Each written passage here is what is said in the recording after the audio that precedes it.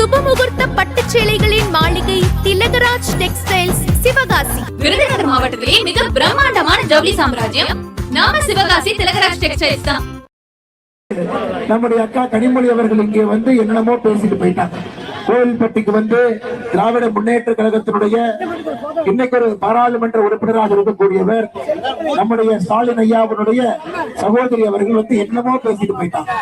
அருமை ஐயா, நாம் நன்றாக புரிந்து கொள்ள வேண்டும். திமுகவுடைய வேட்பாளர் கோவில்பட்டி யாருன்னு கேட்டீங்கன்னா கருணாநிதி ஐயா. கோபாலபுரத்துல வந்த ஒரு கருணாநிதிக்கே நம்ம எல்லாம் கஷ்டப்பட்டு இருக்கோம். கருணாநிதி வெட்டீங்கன்னா பெரிய பிரச்சனையை ஐயா, ஒரு கருணாநிதி அவர்களே இங்க வெட்டதற்கு தமிழகம் கஷ்டப்பட்டு இருக்கு. தயவு செய்து கோவில்பட்டிக்கு இன்னொரு கருணாநிதி வேண்டாம் என்பதுதான் இந்த நேரத்தில் முடிவெடுக்க வேண்டும். அருமை சொந்தங்களே, அது மட்டுமல்ல, அக்கா கனிமொழி அவர்கள் வந்து பொய்யாக பேசிவிட்டு ஒரு பொய்யுக்கும் கூட இப்ப பதில் சொல்ல வேண்டிய கட்டாயமும் கடமையும் நமக்கு இருக்கிறது. அருமை சொந்தங்கள், இந்த கனிமொழி அவர்கள் நேற்று பேசும்போது சொன்னாங்க, கருணாநிதி என்கின்ற பெயர் இருந்தாலே அவங்க தேர்தலில் தோற்க மாட்டாங்க. ஐயா, நம்முடைய புரட்சி தலைவர் ஐயாவை எதிர்த்து இந்திய அரசியல் வரலாற்றுல கலைஞர் கருணாநிதி அவர்கள் 3 முறை தொடர்ச்சியாக 1977, 1980, 1984 3 முறையும் கூட முதலமைச்சருடைய கனவு என்பது எப்படி இந்த சுட்டரிக்கின்ற வெயில்ல தண்ணி எப்படி கரைந்து போகுமோ அது போல ஒரு கனவு கறந்து போச்சு. 3 முறை புரட்சி தலைவர் தோற்று கனிமொழி அக்கா இங்கே வந்து பாடம் எடுத்துக் கொண்டிருக்கின்றார்கள். கருணாநிதி என்றால் அவர்கள் அரசியலில் தோற்க மாட்டார்கள் என்று. ஐயா, கருணாநிதி அவர்கள் ஒரு முறை கூட அவருடைய ஆட்சியை அவர்களால் தக்க வைக்க முடியும். ஒரு முறை முதலமைச்சராக இருந்தால் 2வது முறை தொடர்ந்து முதலமைச்சராக தமிழகத்தினுடைய அரசியல் வரலாற்றில் அவர் வந்ததே இல்லை. அல்லது என்ன தெரிகிறது, நம்முடைய தமிழக மக்கள் திராவிட முன்னேற்ற கழகத்தினுடைய ஆட்சியை ஒரு முறை பார்த்து விட்டால் அவர்களை ஒதுக்கி வைத்து விடுவார்கள் என்று நமக்கு தெரியும். புரட்சி தலைவி அம்மா செல்வி ஜெயலலிதா அவர்களுடைய ஆட்சி காலம் உங்களுக்கு தெரியும். அவர் ஒரு முறை அல்ல 2 முறை திராவிட முன்னேற்ற கழகத்தை தொடர்ந்து ஒதுக்கி வைத்திருந்தார். 2011 இருந்து 21 வரை வெளியே தான் இருந்தார். அருமை சொந்தங்களே, இன்னைக்கு இருக்கக்கூடிய கருணாநிதி அவர்கள் யார்? நகர்மன்றத்தினுடைய தலைவராக இருந்து நிர்வாக சீர்கேட்டிற்கு மொத்த இலக்கணமாக இருக்கக்கூடிய ஒரு மனிதர். ஐயா, இன்னைக்கு இதே ஊரில் மிகச் சிறப்பாக செயல்பட்டு வந்த பசுபன் முத்துராமலிங்க தேவர் மார்க்கெட்டை எதிர்கொண்டு வெளியே வச்சாங்க. அந்த மார்க்கெட்டை இடித்து மூடி வெளியே கொண்டு வைத்து யாருக்கும் பயன்படாமல் சும்மா வைத்திருக்கிறார். அது மட்டுமில்லை அருமை சொந்தங்களே, அந்த மார்க்கெட்டை பார்க்கிறப்பெல்லாம் நமக்கு நகர்மன்ற தலைவர்களுடைய கையாளாக தனத்தை நாம் புரிந்து கொள்ள வேண்டும். ஒரு நகர்மன்ற தலைவராக பணி செய்ய முடியாதவர் ஒரு சட்டமன்ற உறுப்பினராக யாருக்கு என்ன செய்ய போறார்கள்? ஐயா, கோவில்பட்டியில் நமக்கு தெரியும் தண்ணீர் பஞ்சம். இன்னைக்கு அண்ணன் எடப்பாடி பழனிசாமி அவர்கள் முதலமைச்சராக இருந்த பொழுது அவரிடம் பேசி அதற்கு முன்பு மாண்புமிகு அம்மா அவர்கள் ஆட்சி காலத்துல அப்ரூவல் கொடுத்த 2012 அறிவிக்கப்பட்ட 2வது சீவலப்பேரி குடிநீர் திட்டம் அது 2018 திருப்பி இந்த ஊர்ல 2018 திறந்து வைக்கப்பட்டு கிட்டத்தட்ட 9 மில்லியன் லிட்டர் ஒரு நாளைக்கு 9 MLD அவ்வளவு குடிநீர் உங்களுக்கு வருவதற்கான முயற்சி எடுத்து ஒரு நாள் குடிநீர் வந்து கொண்டிருந்தது. இவங்களுடைய நிர்வாக சீரின்மை காரணமாக 5 நாட்களுக்கு ஒரு முறைதான் குடிநீர் கொடுக்கக்கூடிய லட்சணத்தை இந்த நகர்மன்றம் வைத்திருக்கிறார்கள். அதனுடைய தலைவர் எந்த தைரியத்தில் வந்து தேர்தலில் போட்டியிட்டு எங்களுக்கு வாய்ப்பு கொடுங்கன்னு கேட்கிறாங்க. அருமை சொந்தங்களே, கோவில்பட்டியினுடைய நகராட்சி சிறப்பு சாலைகள் திட்டம் 2020-21 31 கோடி ரூபாய் இங்கே மதிப்புல வந்து சாலை பணிகளை ஆரம்பித்தோம்.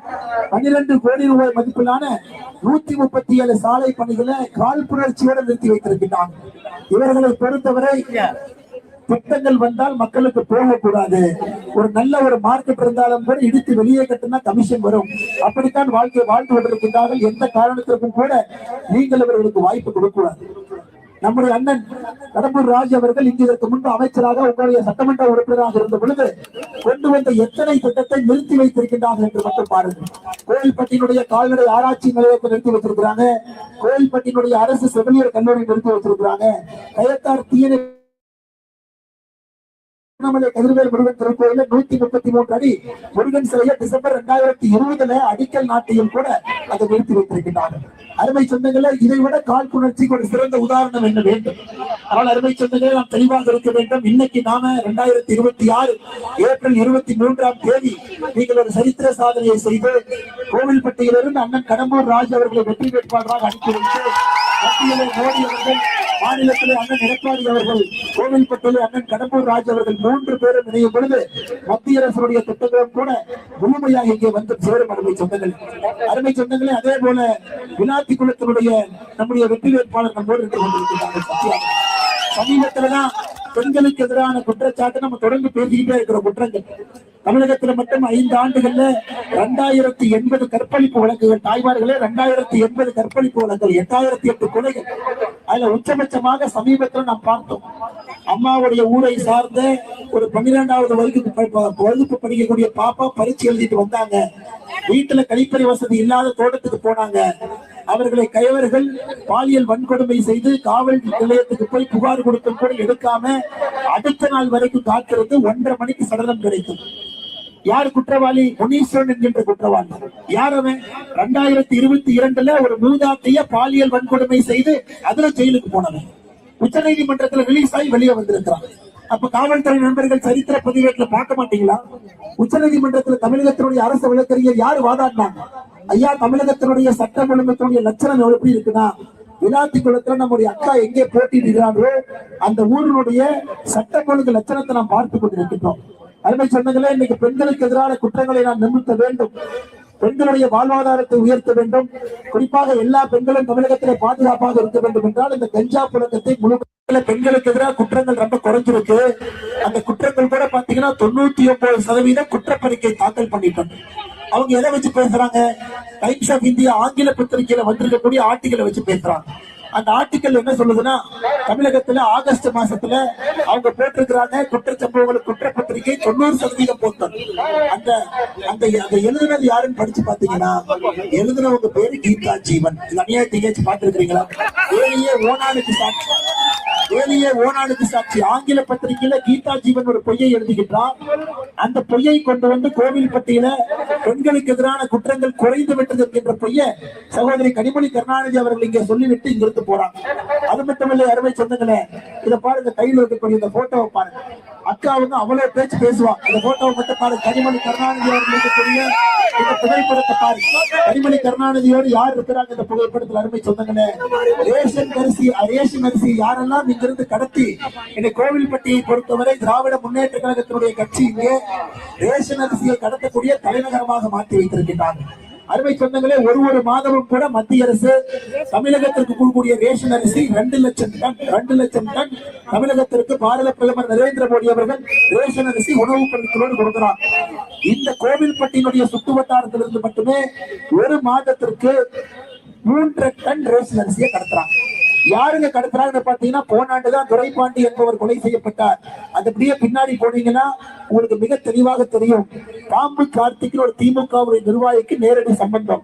அந்த பாம்பு கார்த்திக் எங்க போய் பாம்பு புத்துல போடுற மாதிரி பாம்பு கார்த்திக் எங்க நிக்கிறாருன்னு பாருங்க. சகோதரி கனிமொழி கருணாநிதி அவரோடு நின்று கொண்டிருக்கிறார்கள். அருமை சொந்தங்களே, அது மட்டும் இல்ல, திராவிட முன்னேற்ற கழகத்தினுடைய ஆட்சியில யாரெல்லாம் தப்பு செய்யறாங்களோ, கஞ்சா விக்கிற ஜாபர் சாதிக்கு போய் முதலமைச்சரோட புகைப்படம் எடுப்பான். இந்த ஊர்ல ரேஷன் அரிசிய கடத்தி விற்பவன் கனிமொழி கருணாநிதி அவர்களோட புகைப்படம் எடுத்து கம்பீரமாக சுட்டிக் கொண்டிருப்பான். அருமை சொந்தங்களே, நன்றாக புரிந்து கொள்ள வேண்டும். திராவிட முன்னேற்ற கழகமும் குற்றத்துக்கும் இருக்கக்கூடிய அடிப்படை சம்பந்தம் எப்படி இருக்கு நீங்கள் பார்த்து தெரிந்து கொள்ளுங்கள். அருமை சொந்தங்களே, இன்னைக்கு மத்திய அரசு கனிமொழி கருணாநிதி அவர்கள் இங்க சொல்லியிருக்கிறார்கள், மத்திய அரசு எதுவுமே கொடுக்கல. ஐயா, மத்திய அரசு எப்பொழுதுமே இந்த மாவட்டத்திற்கு குறிப்பாக நாம் துணை நின்றிருக்கின்றோம். தூத்துக்குடி மாவட்டத்திற்கு அதில் குறிப்பாக நாம் புரிந்து கொள்ள வேண்டும். தூத்துக்குடி மாவட்டத்தினுடைய துறைமுகத்திற்கு மட்டுமே சாகர்மாலா திட்டத்துல அவ்வளவு வசதிகளை செய்து கொண்டிருக்கின்றோம். வெளிப்புற துறைமுக திட்டத்திற்கு 7000 கோடி, கல்விமயமாக்கல் அதற்கு 1500 கோடி, குலசேகரப்பட்டினத்துடைய விண்வெளி நிலையத்திற்கு 986 கோடி, தூத்துக்குடி விமான நிலையத்துடைய விரிவாக்கத்திற்கு 450 கோடி, 100 படுக்கைகளுடன் இஎஸ்ஐ மருத்துவமனை 138 கோடி, அமிர்த் பாரத் திட்டத்திற்கு தூத்துக்குடி ரயில்வே நிலையம் 93 கோடி அளவில் மேம்படுத்தப்பட்டிருக்கிறது. வாஞ்சி மணியாச்சி தூத்துக்குடி இடையே இரட்டை ரயில் பாதை 1100. கண்ணை திறந்து பாருங்க. பச்சை பொய்ய கோவில்பட்டி மக்கள்கிட்ட வந்து மத்திய அரசு எதுவுமே கொடுக்கவில்லை என்கின்ற பச்சை பொய். அடுத்து இன்னொரு பொய், கோவில்பட்டியில திராவிட முன்னேற்ற கழகம் கொடுத்திருக்கக்கூடிய எல்லா தேர்தல் வாக்குறுதியும் நிறைவேற்றிட்டோம். அண்ணன் சொன்னாங்க 511 தேர்தல் வாக்குறுதி.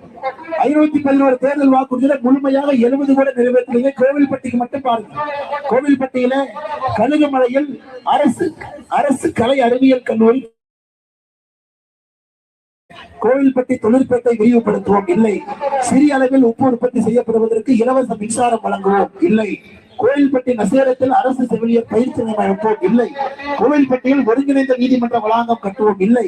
கோவில்பட்டியில் உள் விளையாட்டு அரங்கம் அமைப்போம் இல்லை. கழுகுமலை அரசு மருத்துவமனை நவீனப்படுத்துவோம் இல்லை. கோவில்பட்டியில் தொழில் பூங்கா அமைப்போம் இல்லை. அருமை சொந்தங்களே, கோவில்பட்டி கொடுத்த வாக்குறுதி மட்டுமே திராவிட முன்னேற்ற கழகம் 2021 நான் சொன்ன 8 வாக்குறுதியும் கூட கோவில்பட்டிக்கு கொடுத்து திராவிட முன்னேற்ற கழகம் நிறைவேற்றாத வாக்குறுதி. என்ன ஐயா, உங்க ஒண்ணு வாக்குறுதி நிறைவேற்றல, 2வது அனைத்து இந்திய அண்ணா திராவிட முன்னேற்ற கழகத்துடைய ஆட்சி காலத்துல கொண்டு வந்த திட்டத்தையும் நிறுத்துறாங்க. இதை விட மோசமான ஒரு கும்பலை எங்கேயாவது பார்த்திருப்போமா? அருமை சொந்தங்களே, இன்னைக்கு மத்திய அரசு கோவில்பட்டியோட தொடர்ந்து துணை நிற்க வேண்டும். பட்டாசு தொழிற்சாலையிலிருந்து எத்தனையோ விஷயங்களுக்கு மத்திய அரசு உங்களோடு இருக்கணும். நம்முடைய நிதியமைச்சர் அம்மா நிர்மலா சீதாராமன் அவர்கள் எப்பொழுதும் கோவில்பட்டியின் மீது பாசத்தோடு கருணையோடு இருக்கக்கூடிய மனிதர். அதுவும் குறிப்பாக அண்ணன் கடம்பூர் ராஜா அவர்கள் மீது அதிக பாசத்தோடு இருப்பவர் நம்முடைய நிதியமைச்சர்.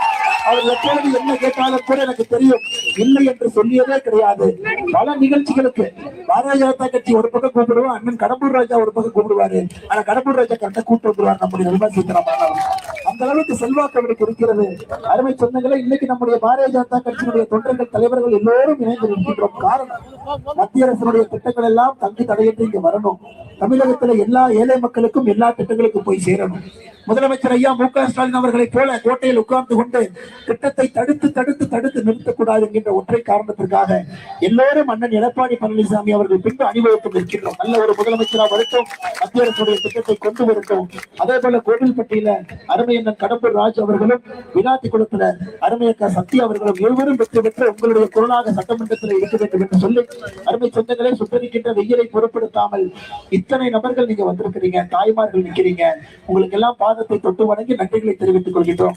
ஐயா, வெயில பிரச்சாரம், வெயில வேட்பாளர் பிரச்சாரம் செய்வது வேறு, ஆனா வெயில பொதுமக்கள் நிற்பது வேறு. நானும் கூட உடனடியாக நாகர்கோவிலுக்கு செல்ல வேண்டும். பாரத பிரதமர் நரேந்திர மோடி அவர்கள் அங்கே வர இருக்கின்றார்கள். அதனால் அதிக நேரம் உங்களோடு இருக்க முடியவில்லை. வருத்தத்தையும் மன்னிப்பையும் பதிவு செய்து மேடையில் இருக்கக்கூடிய எல்லா நம்முடைய தலைவர்களுக்கும் நன்றி சொல்ல வேண்டிய நேரம் அருமை சொந்தங்களே.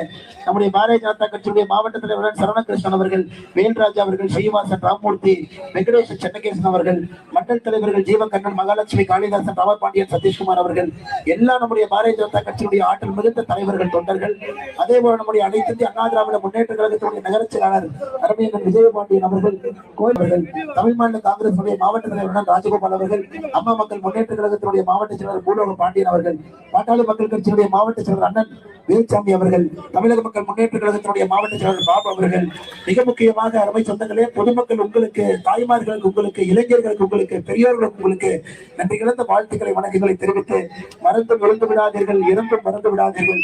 ஏப்ரல் 23ஆம் தேதி கோவில்பட்டியில விளாத்திக்குளத்துல நம்முடைய வெற்றி சின்னத்திற்கு, இரட்டை இலை சின்னத்திற்கு நீங்கள் வாக்களித்து வெற்றி பெற செய்ய வேண்டும் என்று அன்போடு கோவில்பட்டி நகராட்சியினுடைய 20வது வார்டு நகர்மன்ற உறுப்பினர் அண்ணன் விஜயகுமார் அவர்களுக்கு நன்றி கொடுத்து, வாய்ப்பு கொடுத்த எல்லோருக்கும் நன்றி தெரிவித்து உரையை முடித்துக் கொள்கின்றேன்.